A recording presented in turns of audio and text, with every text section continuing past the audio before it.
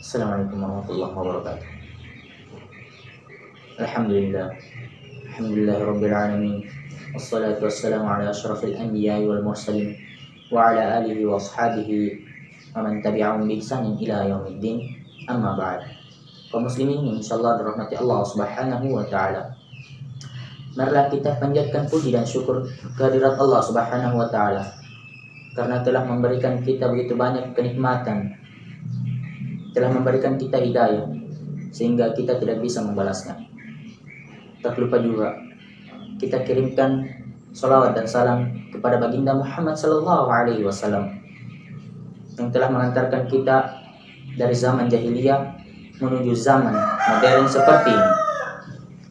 Kaum muslimin yang insyaallah dirahmati Allah Subhanahu wa taala. Adapun ceramah atau nasihat yang akan saya sampaikan adalah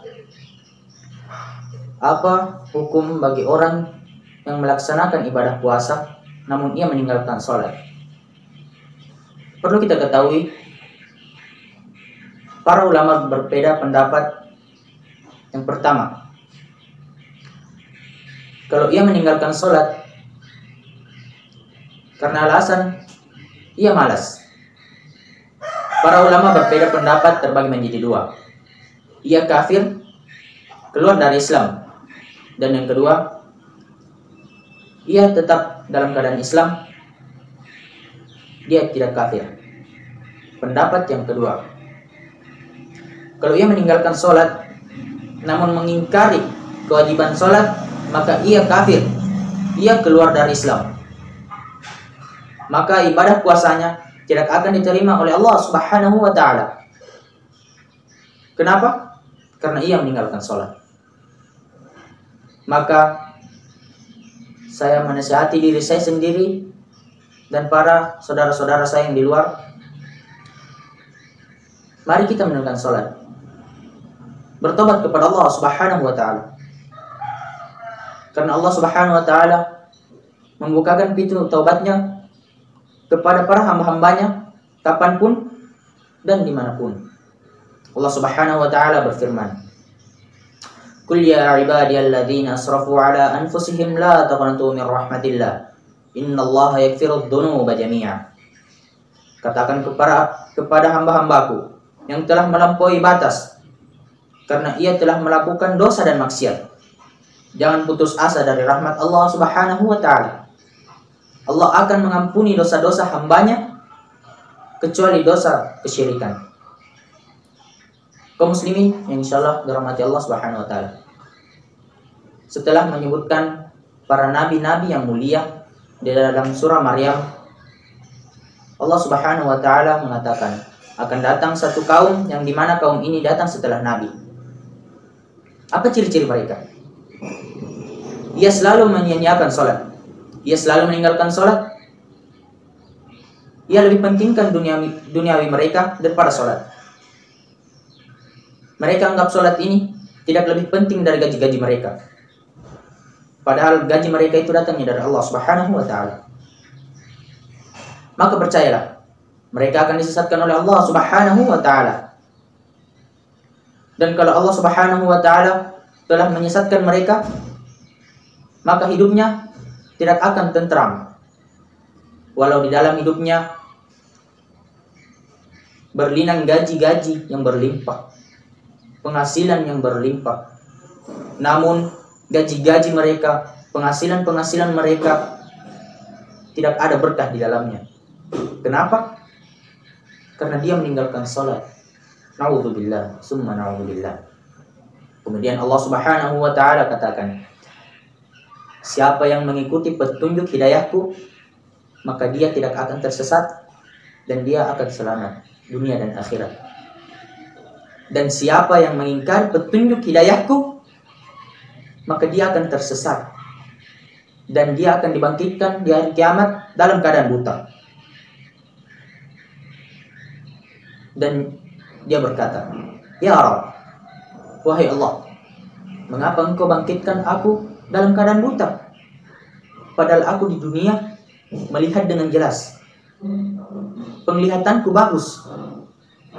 Namun apa kata Allah? Aku telah turunkan ajakan-ajakan, seruan-seruan Bahkan aku telah turunkan ayat-ayat yang mengancam bagi orang yang meninggalkan salat. Namun engkau mengabaikannya. Masjid-masjid telah menyerukan hayya 'alas shalah, hayya 'alal falah. Mari menunaikan salat, mari menuju kemenangan. Namun engkau mengabaikannya. Kamu melupakannya. Dan pada hari kiamat ini, saya melupakan kamu. Saya mengabaikan kamu. Na'udzubillah. Summa na'udzubillah. Semoga kita terhindar dari sifat tersebut. Perlu kita ketahui, salat adalah salah satu bentuk kesyukuran kita kepada Allah. Salah satu bentuk kita ingat kepada Allah Subhanahu wa taala. Satu kisah ketika baginda Muhammad sallallahu alaihi wasallam salat malam, dan beliau salat begitu lama sehingga tumit-tumitnya pecah-pecah. Kemudian salah satu istri Rasulullah sallallahu alaihi wasallam berkata, "Ya suamiku, wahai Rasulullah, mengapa engkau salat sampai engkau mencederai dirimu sendiri? Padahal engkau dijamin masuk surga oleh Allah Subhanahu wa taala." Kemudian beliau menjawab, "Wahai istriku, aku salat karena aku mengingat Allah Subhanahu wa taala. Aku bersyukur kepada Allah Subhanahu wa taala. Karena Allah Subhanahu wa taala telah menjamin aku masuk ke surga, maka aku harus bersyukur." Manusia yang paling mulia di dunia ini salat, melaksanakan salat, bersyukur kepada Allah Subhanahu wa taala, melaksanakan salat. Mengapa kita manusia yang penuh dengan dosa, yang selalu melakukan maksiat, tidak pernah bertobat kepada Allah Subhanahu wa taala? Padahal Allah Subhanahu wa taala membuka pintu tobat bagi hamba-hambanya begitu lebar. Mengapa kita tidak bertobat? Apa alasan kita? Kaum muslimin yang insyaallah dirahmati Allah Subhanahu wa taala, kalau kamu mengingat Allah, Allah pasti akan mengingatmu. Dan kalau kamu melupakan Allah, Allah akan melupakanmu, menyesatkanmu, dan membangkitkan kamu dalam keadaan buta di hari kiamat. Satu kisah,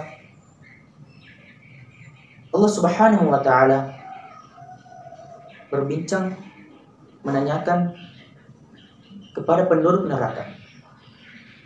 Allah Subhanahu wa taala katakan, "Wahai penduduk neraka, mengapa engkau dilemparkan ke dalam neraka sakar?"